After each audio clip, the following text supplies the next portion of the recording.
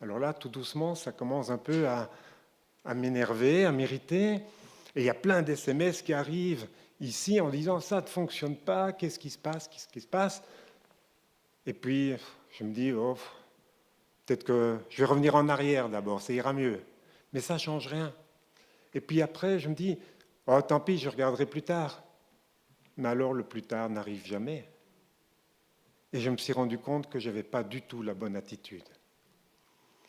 Alors, je voudrais que tous, si ça arrive encore, on change d'attitude. Et au lieu d'envoyer des SMS, de s'irriter intérieurement, mettons genoux à genoux et prions. Parce que l'apôtre Paul nous dit, vous n'avez pas affaire à un Christ faible. Il agit avec puissance parmi vous. Et oui, ce Dieu tout-puissant, ce Dieu créateur, lui qui a inventé les lois de la physique, peut tout arranger par rapport à ça. Alors si ça arrive encore, mettons-nous à genoux et réclamons son aide, afin que l'ennemi ne gagne pas, afin que nous puissions faire monter ensemble la louange, afin que nous puissions être touchés par la parole que le Seigneur veut nous donner aujourd'hui. Voilà, nous allons pouvoir commencer. Mais écoutez, on frappe à la porte, ici, chez vous. Écoutez. Oui, le Seigneur Jésus nous dit ce matin, « Voici, je me tiens à la porte et je frappe.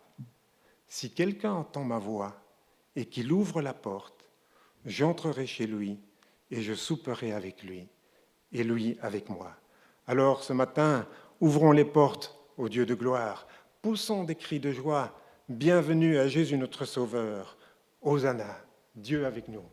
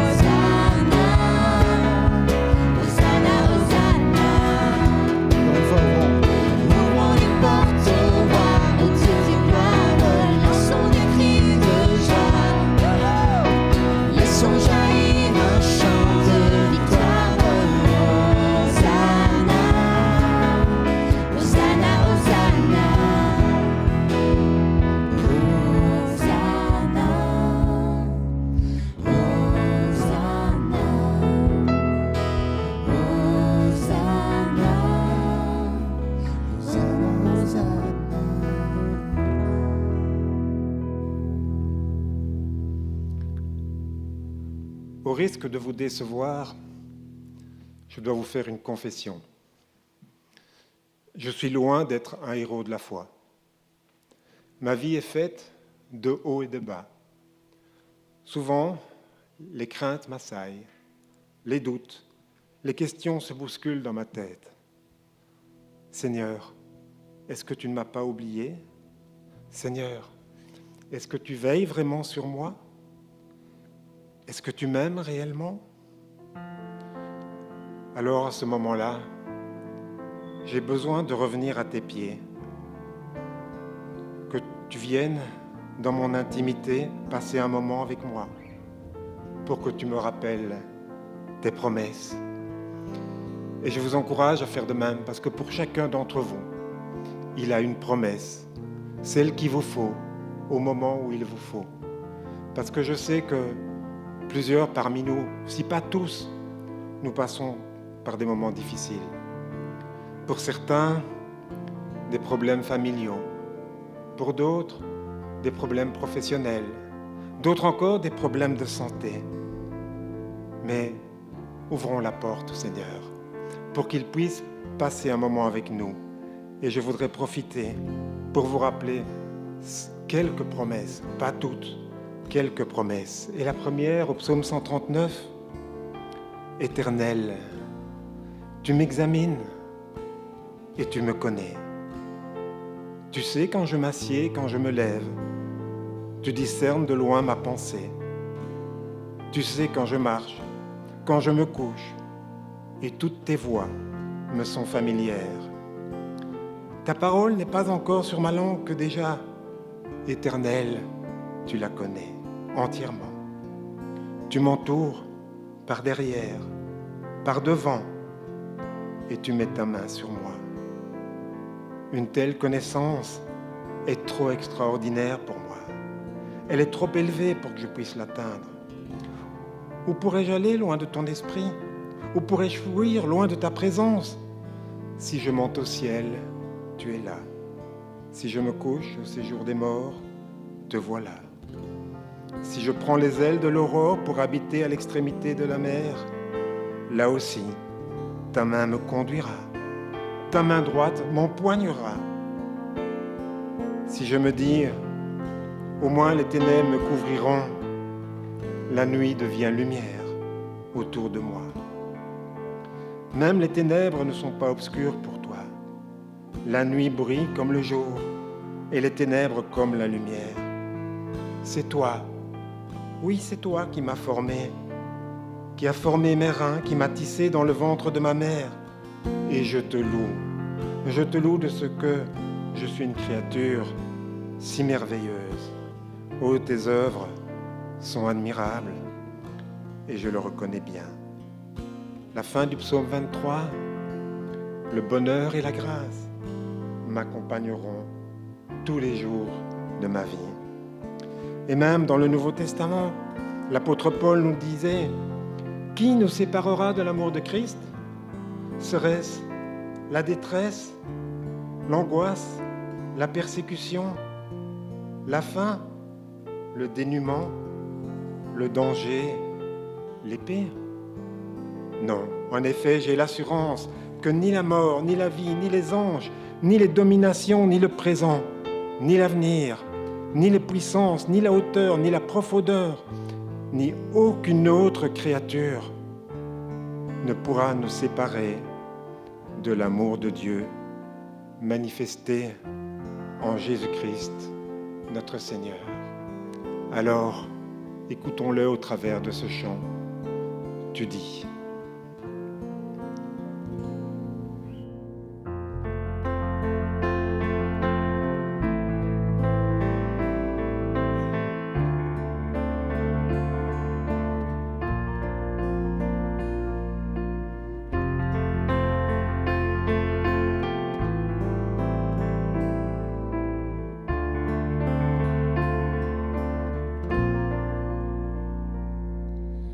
Des voix dans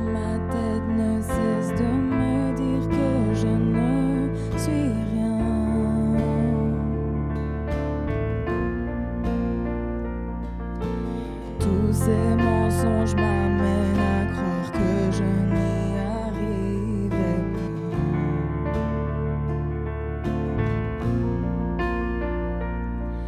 Ma vie ne se résume telle qu'à des moments de haut et de bas.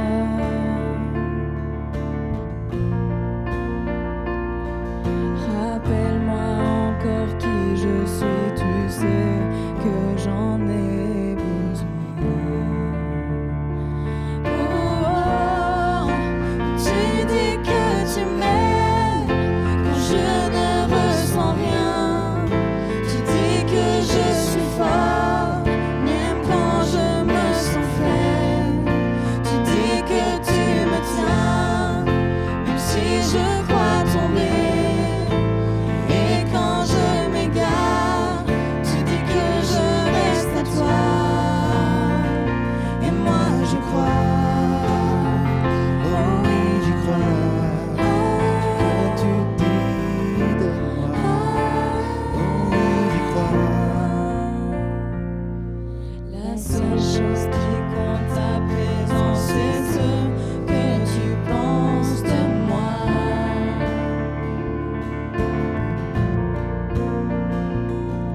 En toi, je sais qui je suis, j'ai trouvé ma valeur en toi.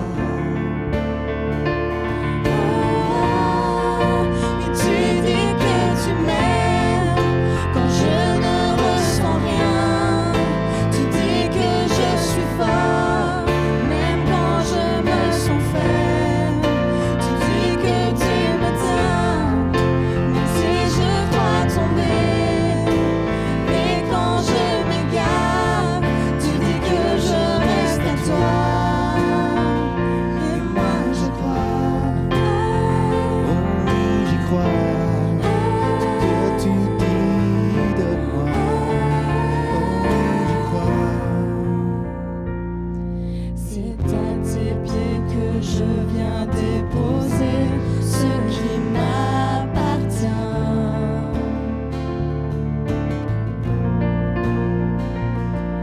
À toi soient tous mes échecs, à toi soient toutes mes victoires.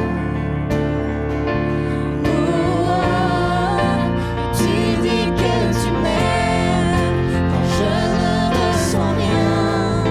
Tu dis que je suis fort, même quand je me sens faible. Tu dis que tu me tiens, même si je crois tomber. Et quand je m'égare, tu dis que je reste à toi. Tu dis que tu m'aimes quand je ne ressens rien. Tu dis que je suis fort, même quand je me sens faible. Tu dis que tu me tiens, même si je crois tomber. Et quand je m'égare, tu dis que je reste à toi. Et moi je crois, oh oui j'y crois, ce que tu dis de moi. Oh oui j'y crois, oh oui j'y crois, oh oui j'y crois, ce que tu dis de moi. Oui j'y crois.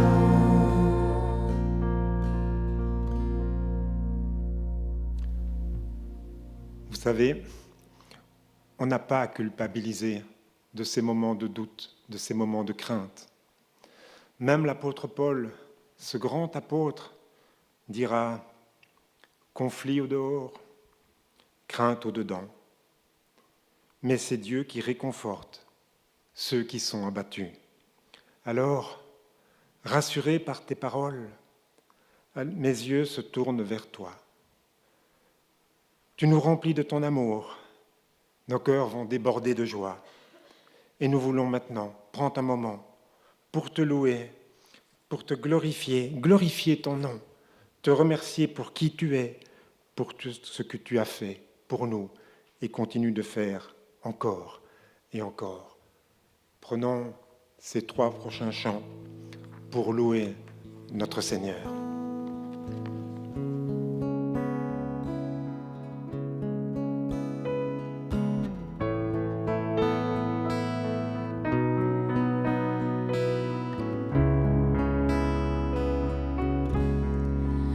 comment expliquer et comment décrire un amour si grand, si puissant que rien ne peut le contenir. Tu sais mes espoirs, Seigneur, tu sais mes craintes. Mes mots sont bien trop petits pour dire tout l'amour que j'ai pour toi. Entends mon cœur. Alors entends mon cœur, l'esprit qui te loue, entends le chant d'amour d'un enfant racheté. Je prendrai mes faibles mots pour te dire quel Dieu merveilleux tu es.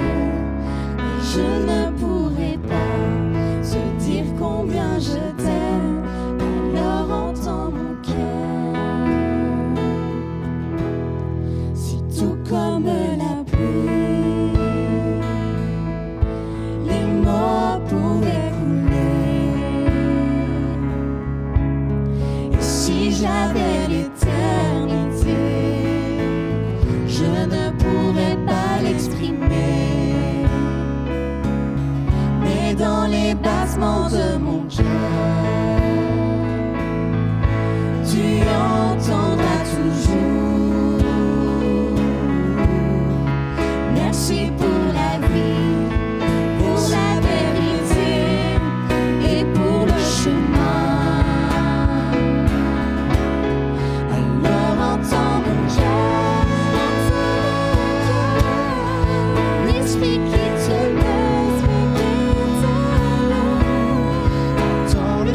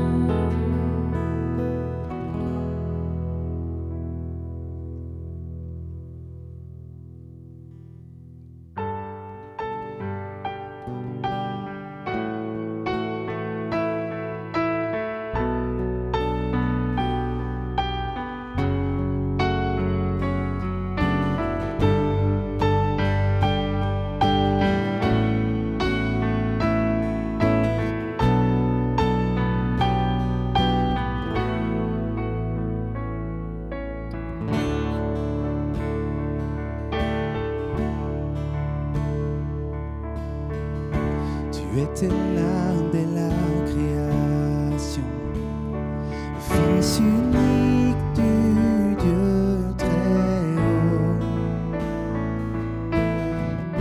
Les mystères de ta gloire révélés en toi, Christ, notre Seigneur.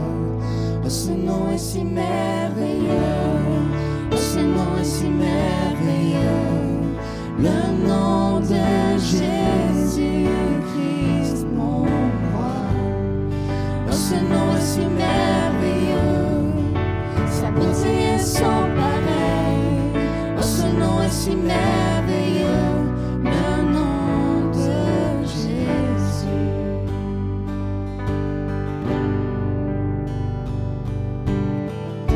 Tu n'as pas voulu déçu son nom. Alors Jésus, tu es venu.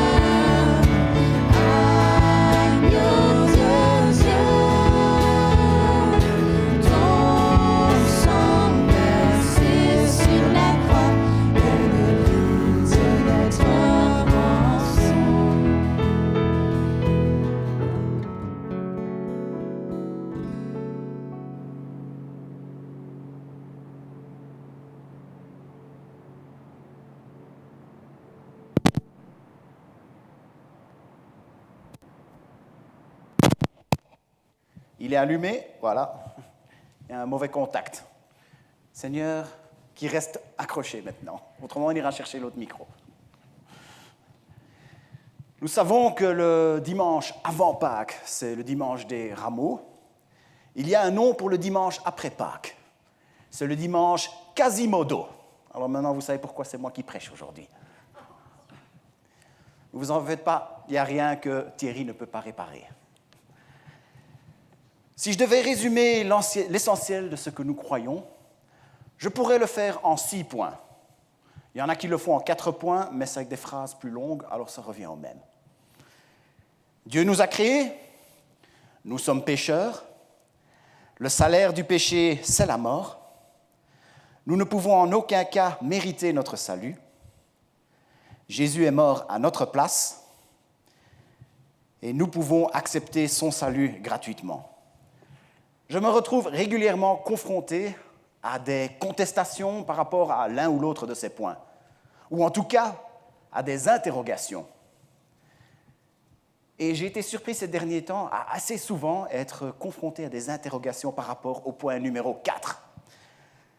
Nous ne pouvons en aucun cas mériter notre salut. Ça semble être très dérangeant pour beaucoup de monde. Aujourd'hui, je vais parler de quelque chose auquel je vois beaucoup trop de gens s'agripper. Dans certains cas, ça les empêche carrément de se tourner vers Dieu. Et puis, chez certains chrétiens, ça leur pose des difficultés quand ils essayent de partager le contenu de leur foi. Si c'est votre cas, si vous avez des interrogations là-dessus, j'espère aujourd'hui pouvoir vous libérer un peu de ça.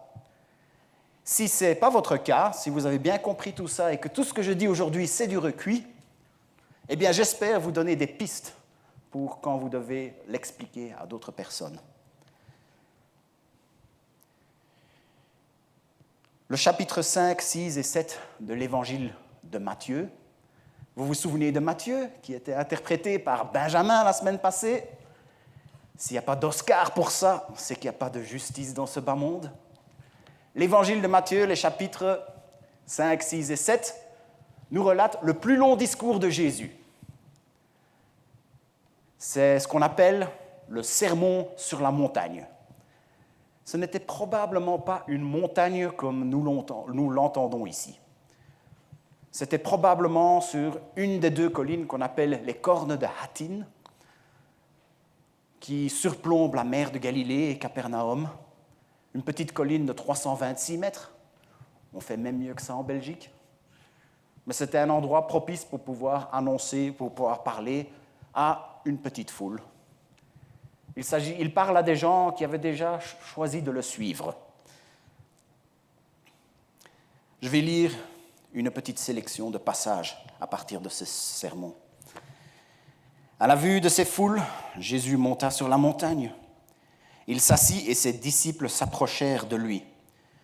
Puis il prit la parole pour les enseigner. Il dit : « Heureux ceux qui reconnaissent leur pauvreté spirituelle, car le royaume des cieux leur appartient. » À partir du verset 17 à 22, « Ne croyez pas que je suis venu pour abolir la loi ou les prophètes.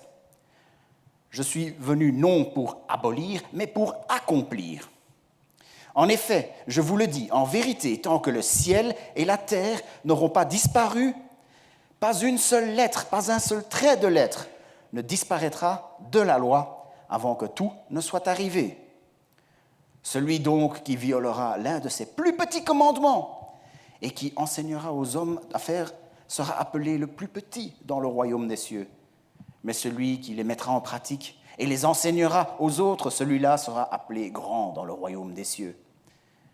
En effet, je vous dis, si votre justice ne dépasse pas celle des spécialistes de la loi et des pharisiens, vous n'entrerez pas dans le royaume des cieux. Vous avez appris qu'il a été dit aux anciens, tu ne commettras pas de meurtre. Celui qui commet un meurtre mérite de passer en jugement. Mais moi je vous dis, tout homme qui se met sans raison en colère contre son frère mérite de passer en jugement. Celui qui traite son frère d'imbécile mérite d'être puni par le tribunal. Et celui qui le traite de fou mérite d'être puni par le feu de l'enfer. Et le verset 27, vous avez appris qu'il a été dit « Tu ne commettras pas d'adultère ». Mais moi je vous dis, tout homme qui regarde une femme pour la convoiter a déjà commis un adultère avec elle dans son cœur.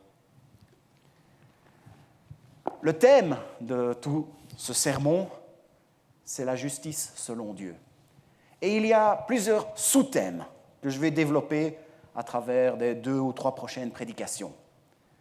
Le premier sous-thème, nous la recevons tout de suite, dès les premières paroles qui sortent de la bouche de Jésus. Heureux les pauvres en esprit, car le royaume des cieux est à eux. Je vais vous confesser quelque chose. J'ai longtemps cru que pauvre en esprit voulait dire simple d'esprit. Je vais raconter quelques anecdotes aujourd'hui. Elles sont parfois un peu modifiées pour différentes raisons et parfois je les ai beaucoup simplifiées pour qu'elles soient un peu plus rapides à raconter. Mais je peux vous certifier une chose, les points que je mets en avant sont bien véridiques. J'ai une fois visité une église avec une équipe. On a fait une petite présentation. Et après, il y a quelqu'un qui nous a approchés, qui est venu nous parler au stand qu'on avait. Et il a commencé à nous parler très vite. Et il ne laissait pas de blanc pour qu'on puisse répondre, réagir, quoi que ce soit.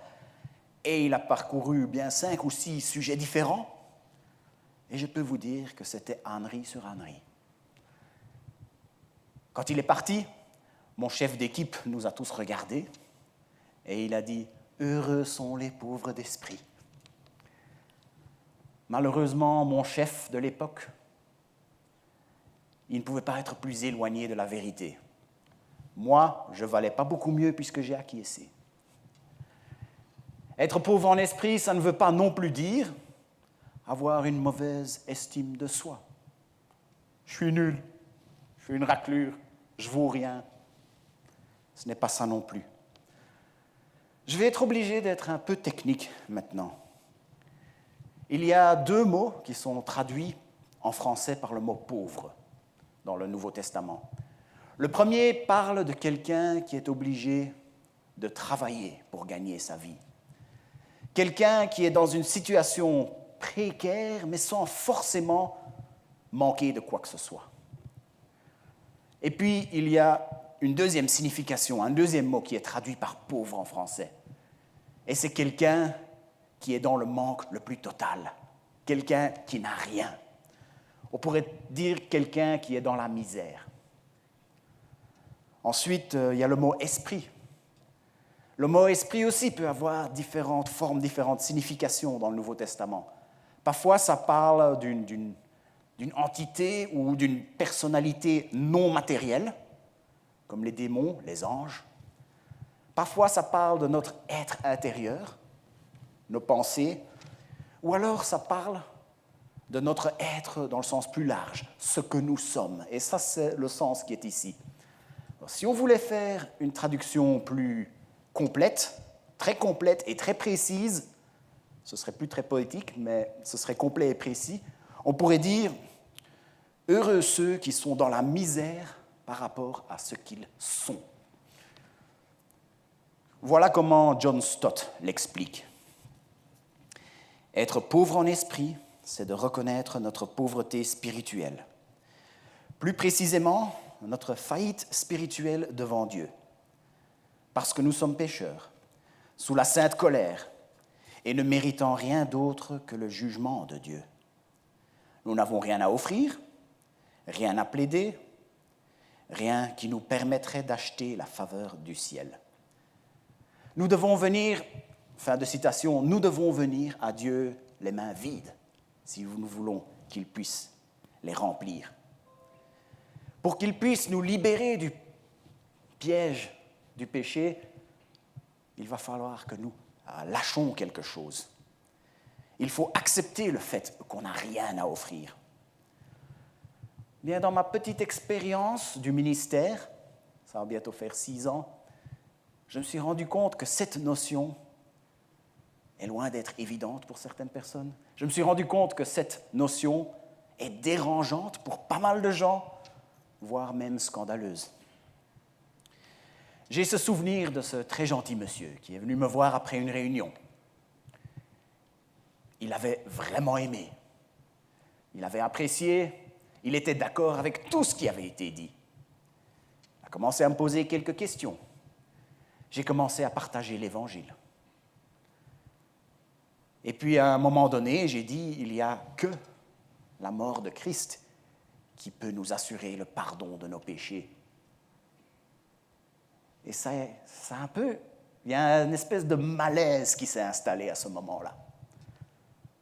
Quand j'ai dit que tous sont pécheurs et privés de la gloire de Dieu, sa réaction, c'était « pas moi ». J'ai peut-être fait quelques bêtises, je ne suis pas parfait, mais je ne suis quand même pas Hitler ou Staline. Et puis il s'est mis à énumérer toutes les belles choses qu'il avait fait dans sa vie. J'étais impressionné. Moi, j'étais impressionné, en effet. Il avait bien gagné sa vie, il avait réussi dans la vie de manière honnête, il avait aidé beaucoup de personnes dans le besoin, il avait même fait ça au prix de sacrifices personnels. En fait, moi, je ne lui arrivais pas à la cheville quand il s'agissait de l'altruisme, du sacrifice de soi ou même de la vertu. Et quelque part, quand je lui ai dit que les seules choses qui comptaient, c'était le fait de se tourner vers Dieu, que tous étaient pécheurs, il avait pris ça comme si je lui avais dit que tous les efforts qu'il avait faits tout au long de sa vie, il était assez âgé, n'avaient compté pour rien. C'est comme ça qu'il l'avait pris. Et c'était dérangeant pour lui. C'est peut-être dérangeant, mais c'est ce que Jésus enseignait. Le verset 19, il dit « Celui qui aura violé l'un de ses plus petits commandements et qui aura enseigné les hommes sera estimé le plus petit dans le royaume des cieux, mais celui qui les aura observés et enseignés, celui-là sera estimé grand dans le royaume de Dieu. » Les plus petits commandements, Jésus, il attachait de l'importance à ces tout petits commandements. On aimerait bien que nos tout petits péchés, entre guillemets, celles qui, par exemple, ne font mal à personne, celles que personne ne remarque, on aimerait bien que ces péchés-là ne comptent pour rien. Mais Jésus n'a pas joué à ce jeu-là. Et je ne pouvais pas en bonne conscience jouer à ce jeu-là aussi. Au verset 20, « Car je vous dis que si votre justice ne surpasse pas celle des scribes et des pharisiens, vous n'entrerez pas dans le royaume des cieux. » D'après Jerry Bridges, les pharisiens étaient les religieux de l'extrême parmi les Juifs pendant la vie de Jésus-Christ et sur la terre. Déterminés d'enfreindre aucune loi de Dieu, ils avaient, au travers des décennies, créé un système très précis de traditions orales qui les empêchait de désobéir à la loi de Moïse. Daniel nous a une fois expliqué leur façon de penser, leur façon d'approcher la question de la loi en disant que c'était ceux qui faisaient du 80 à l'heure sur l'autoroute.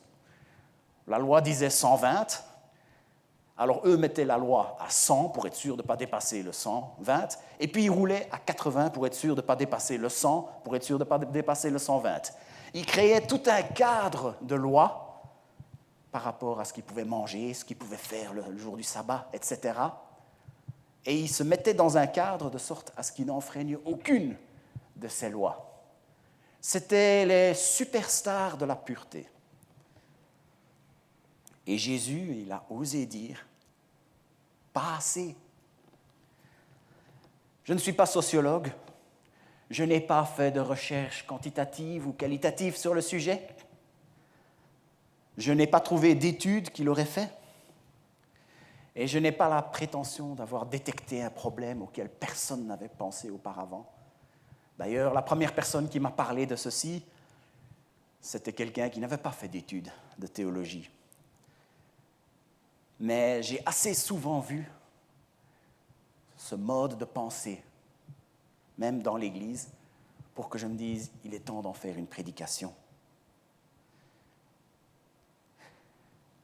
Le message dont nous sommes porteurs, c'est un message de libération, mais elle comporte cette composante. celui que nous n'avons aucun mérite par rapport à Dieu. Et ça dérange beaucoup de gens. Les gens n'aiment pas de l'entendre, que tous les efforts qu'ils ont faits ne comptent pour rien. Le psaume 51, il est magnifique quand on pense à tous les péchés qui pourraient être pardonnés, à quel point Dieu pardonne. Il est un peu moins quand il se met à parler des sacrifices et qui dit que le seul sacrifice qui est agréable à Dieu, c'est un esprit brisé, c'est notre brisement qui est agréable à Dieu. C'est le fait que nous n'avons rien à offrir et ça dérange.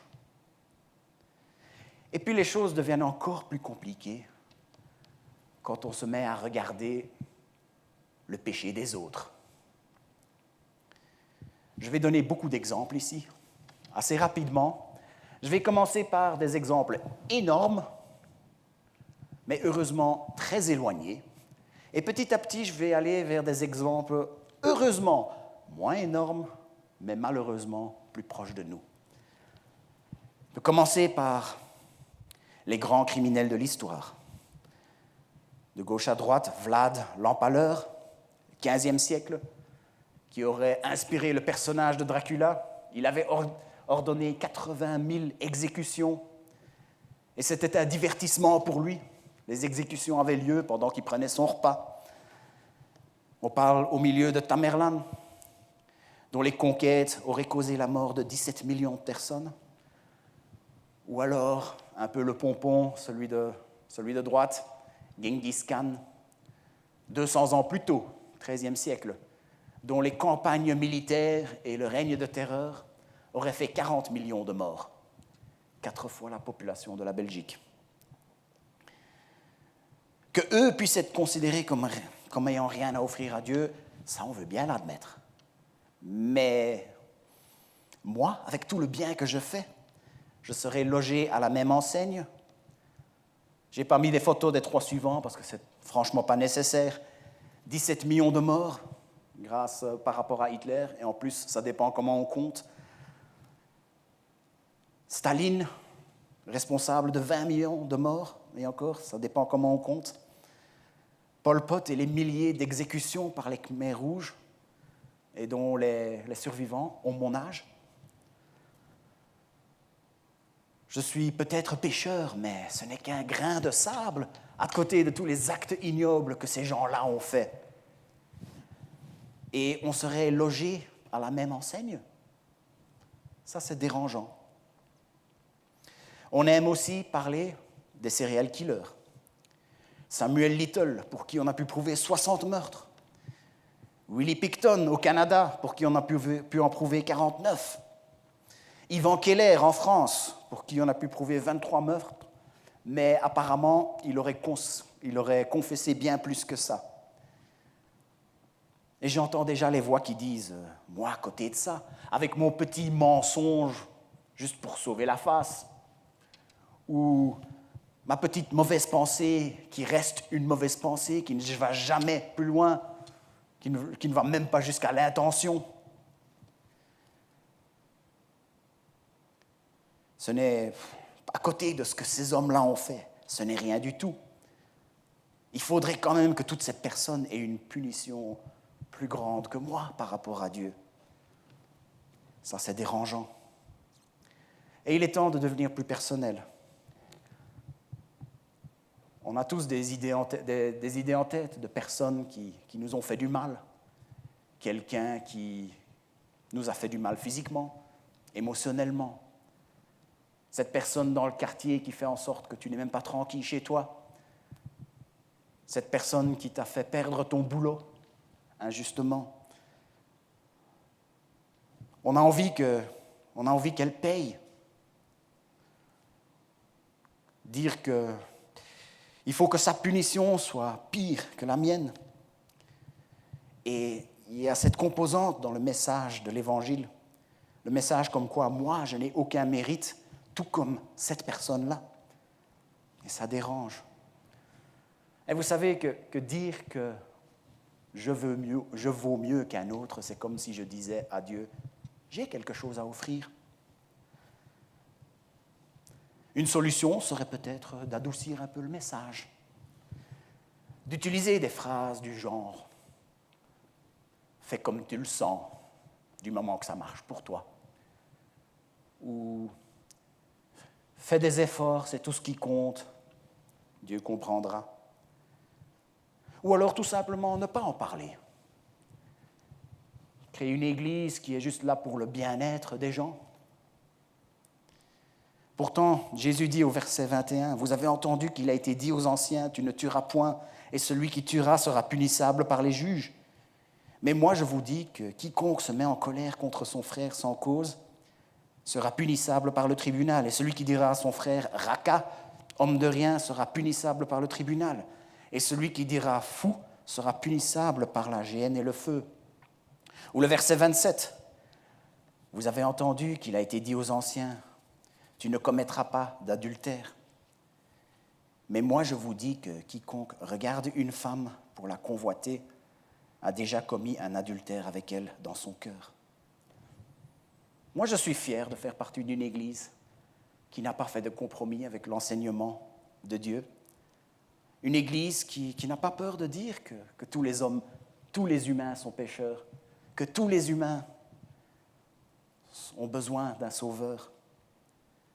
D'ailleurs, s'il y a des membres de ma future église qui regardent, sachez-le, ce message-là, je continuerai à l'enseigner, Dieu voulant, si je peux servir parmi vous.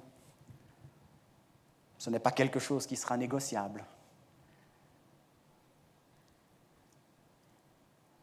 Une insulte, c'est aussi grave qu'un meurtre. Un fantasme est aussi grave qu'un adultère. Alors soyons clairs, ce n'est pas par rapport aux conséquences terrestres de tous ces péchés. Une insulte, ça peut se réparer, pas un meurtre. Là où ces péchés sont sur un pied d'égalité, c'est par rapport à la séparation que cela crée entre nous et Dieu. Et quand on voit à quel point la parole de Dieu insiste, même sur les plus petits péchés, il n'y a qu'une seule conclusion possible. Cette loi exige la perfection. Et nous ne sommes pas capables de fournir cette perfection. Nous ne sommes tout simplement pas capables de satisfaire cette exigence. Et c'est dérangeant, parce que ça veut dire que tous les efforts qu'on a faits, en quelque sorte, ne comptent pour rien. C'est dérangeant parce que quelque part, ça veut dire que je suis logé à la même enseigne avec mes petites bêtises que quelqu'un qui a commis les actes les plus ignobles. En fait, moi, je vois ça comme de la pédagogie fine de la part du Seigneur. Tout au long de ce discours, il nous a fait comprendre à quel point nous sommes pécheurs. Il nous a fait comprendre à quel point nous sommes dans l'impuissance, que nous sommes dans l'incapacité de nous sauver. Tout au long, avec tout cela, il peut nous faire comprendre que nous avons besoin d'un sauveur. J'ai cette conviction, nous avons un ennemi très rusé. Il a toutes sortes de tactiques. Une de ces tactiques, c'est celle de diffuser un énorme écran de fumée et de confusion. Ce qu'il veut, son objectif, c'est de faire en sorte que le moins de gens possible puissent se tourner vers Dieu. Son business, c'est de faire croire aux gens qu'ils n'ont pas besoin d'un sauveur. Et si pour ça, il faut juste leur faire comprendre qu'un petit péché, c'est pas grave, on peut laisser tomber, les gens ne vont pas avoir besoin, vont pas savoir qu'ils vont avoir besoin d'un sauveur. Si les gens pensent que leurs mérites vont pouvoir impressionner Dieu, ils ne vont pas se rendre compte qu'ils ont besoin de Christ à la croix. Que les gens soient bien braves, que les gens soient des gens bien, ça ne le dérange pas, du moment qu'ils ne vont pas plus loin pour se tourner vers Christ. Ça lui plaît que nous pensons avoir des mérites par rapport à Dieu et que nous accrochons à ces mérites parce qu'il sait que c'est en lâchant que Dieu va nous libérer et nous rendre réellement libres. Et ce que je vous demande de faire aujourd'hui, c'est d'aller au-delà de ce qui dérange. C'est d'ailleurs ça le titre de cette prédication, aller au-delà de ce qui dérange, parce que c'est quand même là où réside l'importance. Tout d'abord, je vous demande de résister à la tentation de juste rejeter tout ce qui ne nous plaît pas. J'ai l'impression que c'est un peu ce qui se passe souvent aujourd'hui. Quelque chose ne nous plaît pas, alors on décide de le rejeter, tout simplement. Même si c'est une chose qui est vraie. Ne faites pas l'erreur de prendre une décision finale avant d'avoir entendu le point final.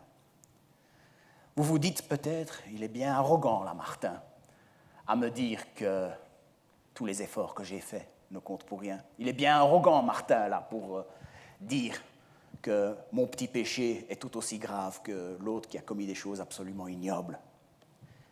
Mais je ne fais que de relayer l'enseignement que Jésus nous a donné il y a 2000 ans.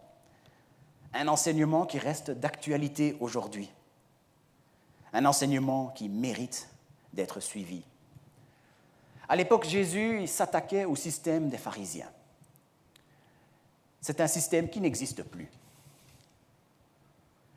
Mais j'ai vu que tout ce qu'il a fait, c'était de changer un peu de forme. Ce système existe encore, mais il a subtilement changé de forme.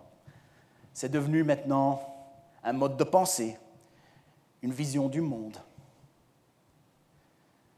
Et je suis persuadé que si Jésus était là aujourd'hui, il s'y attaquerait avec tout autant de force et d'engagement. Je vous invite à regarder la suite de la phrase. Pauvre d'esprit, c'est peut-être très négatif, mais il y a la plus belle promesse de la Bible, quasi, dans la deuxième partie de la phrase. Car le royaume des cieux est à eux. Imaginez que je reçois un coup de fil à l'instant.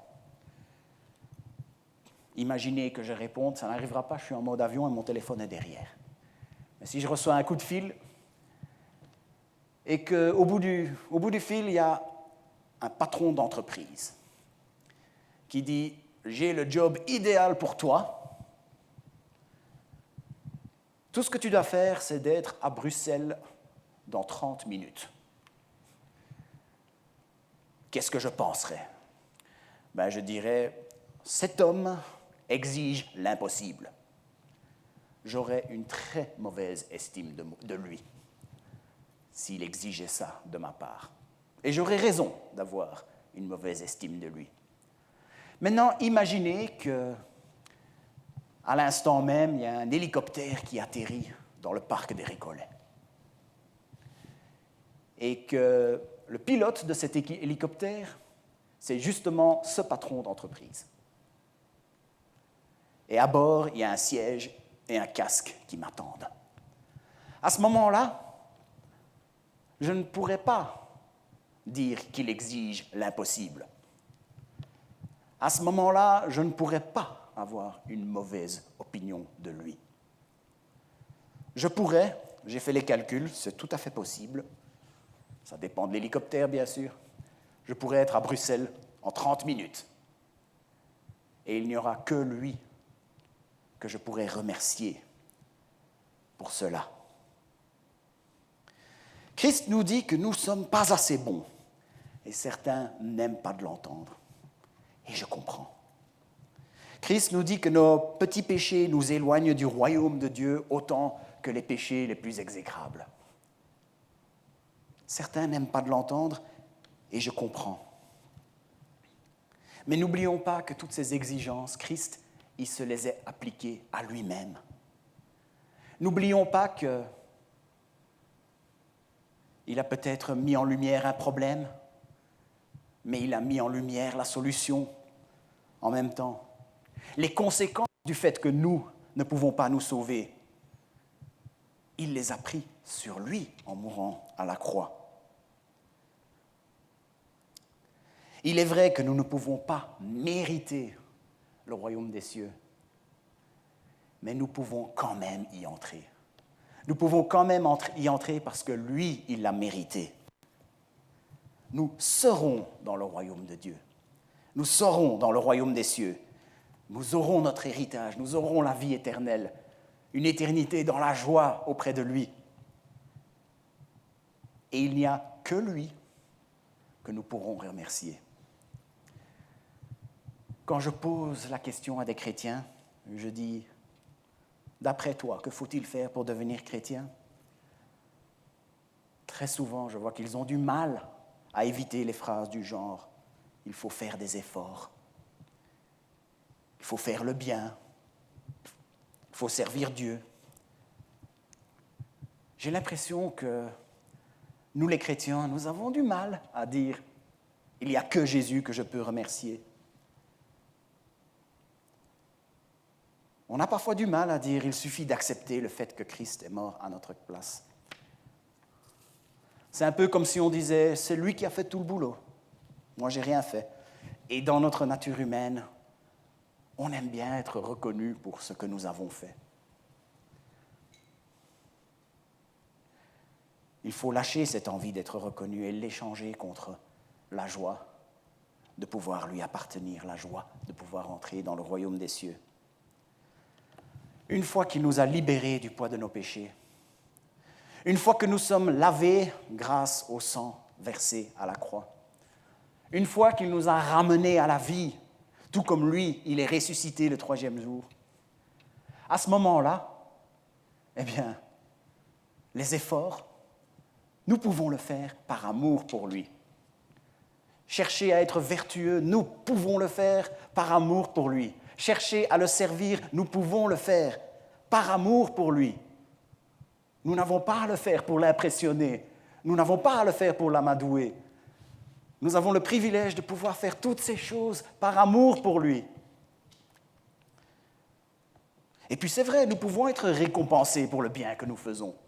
Parce que ce qu'un homme aura semé, il le récoltera. Si nous faisons le bien, nous récolterons le bien. Ce n'est pas une règle générale, mais ça arrive très souvent. Et il est loin d'impossible que Dieu décide de nous récompenser si nous le servions et si nous faisons le bien. Ce sont tous des choses que nous pouvons faire après avoir tout remis entre ses mains, après avoir tout lâché et après avoir dit « Prends mon péché, il n'y a que toi que je peux remercier ». Si Jésus a commencé son sermon de 3 chapitres par cette phrase « Heureux les pauvres en esprit », heureux ceux qui sont dans la misère par rapport à ce qu'ils sont, car le royaume des cieux est à Dieu, c'est parce que reconnaître que nous n'avons rien à offrir, c'est le premier pas que nous devons faire avant de pouvoir passer à la suite. Et la suite, ce sera pour la prochaine fois que je prêche. Que Dieu vous bénisse.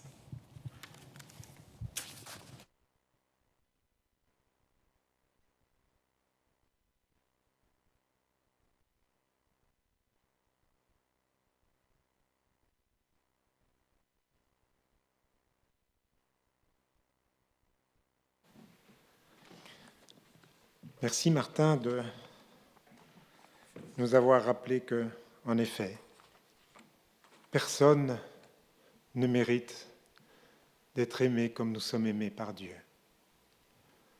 Merci Martin pour ce message. Combien, en effet, le nom de Jésus est merveilleux. Et vous savez, Dieu lui-même lui a donné un nom. Vous savez lequel? Le nom au-dessus de tout nom. Pourquoi? Pour l'œuvre qu'il a accomplie à la croix. Car sans la croix, sa présence à nos côtés, impossible. Sans la croix, devenir un enfant de Dieu, impossible. Sans la croix, pouvoir partager sa gloire, impossible. Aujourd'hui encore, il frappe à la porte de votre vie. Il veut avoir ce moment privilégié avec chacun et dire « Regarde mes mains percées. Regarde mon côté blessé. Regarde le prix que j'ai payé à la croix. Pour toi, par amour pour toi, par amour pour mon Père. Alors oui, émerveillons-nous devant lui et chantons merveilleux nom.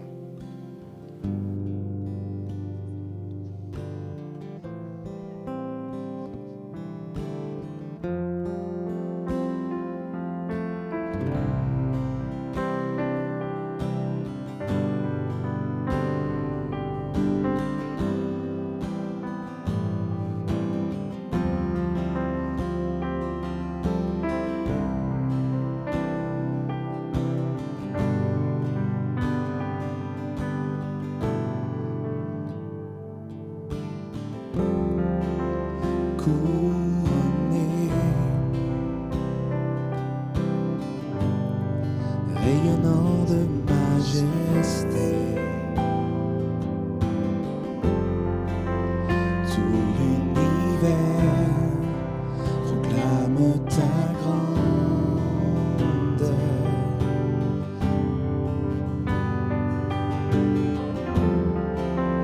Glorifié par les anges prosternés,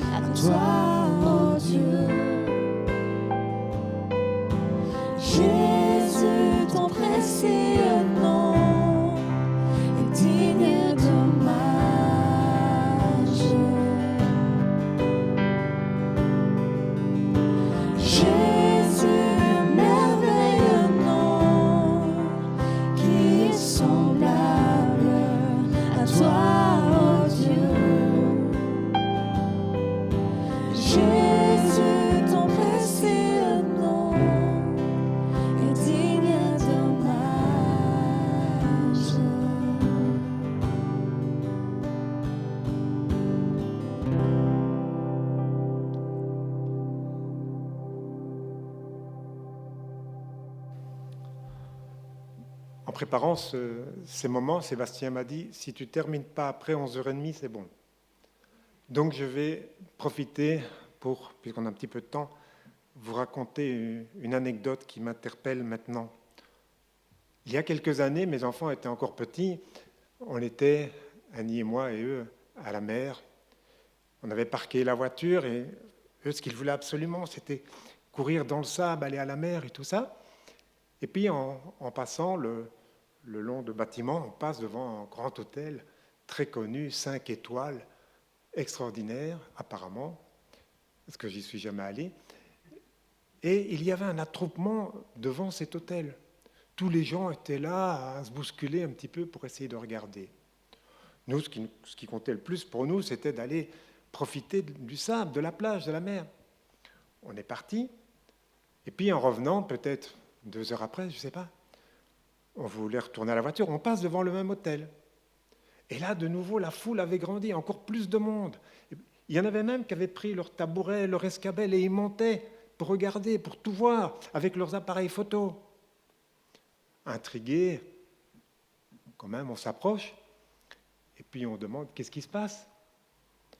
Ah, il y a une vedette, je ne sais plus du tout qui c'était, probablement même que je ne la connaissais pas, qui allait sortir de l'hôtel. Et les gens voulaient vraiment la voir en vrai. La voir en vrai. Moi, je m'étais dit, ben, vous perdez votre temps. Vous regardez la TV, vous les voyez, vous voyez les photos, et profitez de la mer. Non, l'important, c'est de voir les vedettes en vrai, les gens qu'on apprécie en vrai. Et je me suis dit, en repensant à toutes ces gloires du Seigneur, est-ce que mon désir est de le voir aussi en vrai, de le voir tel qu'il est, face à face, de pouvoir comprendre tout son amour pour moi. J'ai commencé cette première promesse dans le livre de l'Apocalypse par le Seigneur Jésus se tient à la porte et il frappe. Il veut entrer chez nous. Et la dernière promesse qu'il nous fait dans ce même livre, au dernier chapitre, il nous dit « Voici, je viens bientôt ». Et il le répète 2 fois pour que ce soit une certitude dans nos cœurs. Oui, je viens bientôt. Alors que nous ayons tous envie de le voir réellement, en vrai, et de dire « Amen, viens Seigneur Jésus ». Car l'Esprit Saint et l'épouse, son Église, disent aussi « Viens ». Et que celui qui entende cette promesse dise aussi « Viens ». Que celui qui a soif vienne, que celui qui veut de l'eau de la vie la prenne gratuitement. Un jour, bientôt, tout genou fléchira. Tous les peuples s'inclineront devant sa face. Pour toujours, il régnera. Nos yeux le verront, face à face. Nous comprendrons tout son amour. Là, plus de crainte, plus de conflits, plus de larmes. Dieu lui-même les essuiera de nos yeux. Alors, chantons ce dernier chant pour lui rendre gloire, Tout-Puissant. Et je vous souhaite un bon dimanche et une bonne semaine à chacun.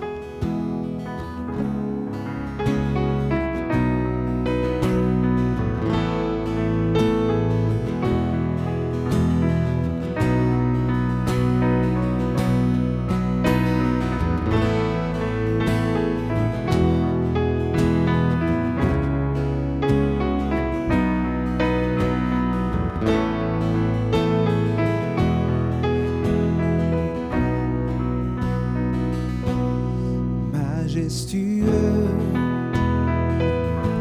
infiniment grand, éternel Dieu,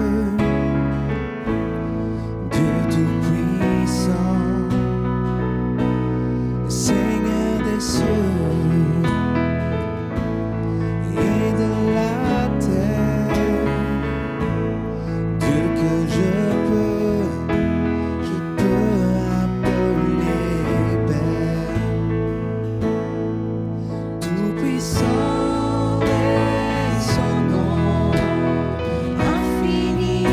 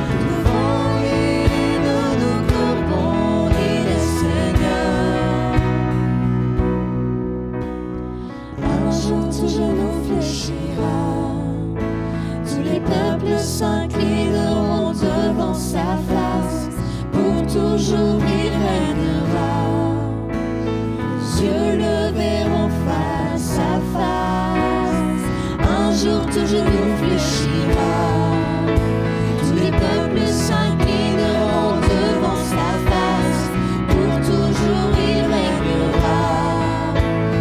Dieu le verront face à face, un jour tout genou fléchira, tous les peuples s'inclineront devant sa face, pour toujours il régnera.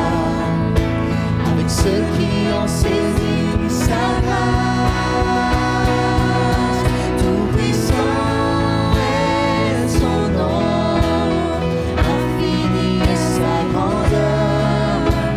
Devant lui nous nous courbons, il est le roi. Tout puissant est son nom, infini est sa grandeur. Devant lui nous nous courbons, il est Seigneur. Tout puissant est son nom, infini est sa grandeur. Devant lui nous nous courbons, il est le roi. Tout puissant est son nom, infini est sa grandeur. Devant lui nous nous courbons, il est Seigneur.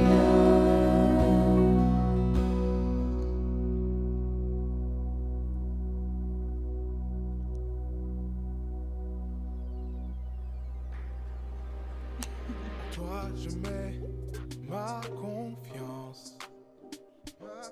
De toi dépend mon